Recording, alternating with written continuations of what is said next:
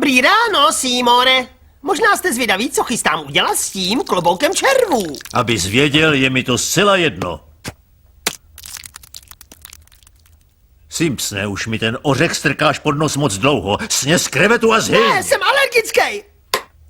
Tyč proti tyči, jak rytíři z dávných věků. Mě nikdo dějepis učit nebude.